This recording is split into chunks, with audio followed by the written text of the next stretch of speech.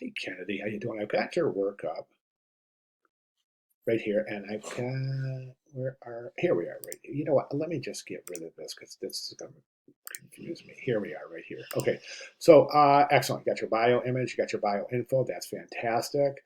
You've got your timeline. Good job including your sources. Got your timeline. Excellent. Got your color choices. Outstanding. Okay, front and the sketches. I get that. I get that. I think that's smart. I really do. I got it immediately that you're using this pattern right here. That's smart. I think it's very smart. Color palette seems to be taken from the image. Again, another wise idea. Okay, let's go and take it. We have the front. Now you're doing something very smart. You're trying to create visual.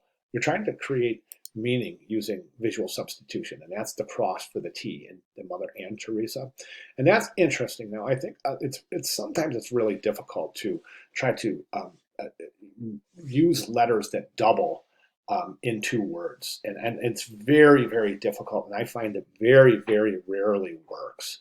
I mean, I think you've used that in a couple of your different iteration. So think about that. It's got to, I mean, it's got to really look natural. I mean, like I said, I think it's extremely difficult to work. It's just a technique I tend to stay away from. Like I said, it's if you can make it work, that's fantastic, and I'll guide you through this, and we'll let you know. So if you want to pursue that, I just wanted to let you know it's a really tough typographic feat to do that and to do it effectively. So. But you got it. You got the idea here. Now you've got two things going on here, and I think that's one too many. The cover, oh, don't forget the cover needs a tagline too. The cover, I mean the front of the poster. So you've got the pattern from her garment, right? That's good. And then you have this. So that's like you're telling the viewer you're giving two different things to think about, okay? And that might be one too many. So think about that. We'll go to the next one. Now here we have, again, the same thing. We've got the lines. Now the problem with the lines is that they're not incorporated into the type, and you have to incorporate that. We can't use illustration unless it's incorporated into the type. So we're creating message via type and not illustration. I know that's just a line, but if you can work that into the typography, it would be much better. Again, this is really complex. This is really complex. So I get what you're doing, and you're doing it right. It's a great idea, but think about execution. It's going to be really difficult. A lot going on right there. And then here, this is just basic type with the pattern from her garment.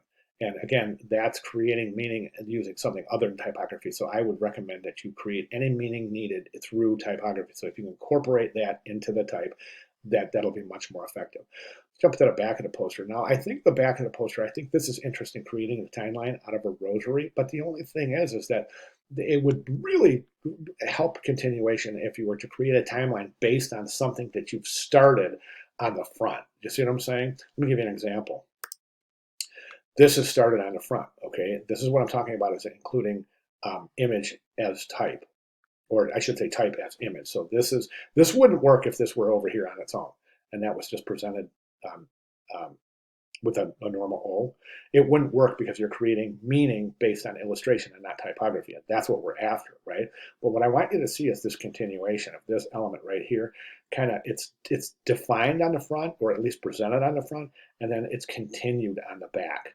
You see what I'm saying? So we're not introducing a brand new concept for the back of the poster. We're just continuing something that started on the front. And we can see that in all of the examples as well. This one's a little bit not quite as direct because we have a guitar here. Notice it's not illustrative, it's typographic. Okay, and then we have the music staff on the back. Okay. Okay, so that is, I think, is something that you want to consider. Is I think that don't forget you have to have the image on the back of the poster as well. But I think that's an interesting configuration. This one's kind of difficult to tell what's going on here, but I do want to mention one thing is that's not really a timeline. That's basically a presentation of chronological series of events, and a timeline should be something that's designed. Okay, so you don't want to just present the events in chronological order. You want to design that timeline somehow.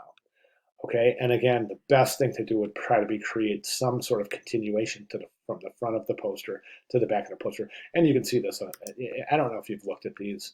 Welcome to Week 5 and Final Project Explained. These are you got to get in there and take a look at those. And then also the assignment page, get in here and just become as intimate as you possibly can with all of the elements on this page, including the examples.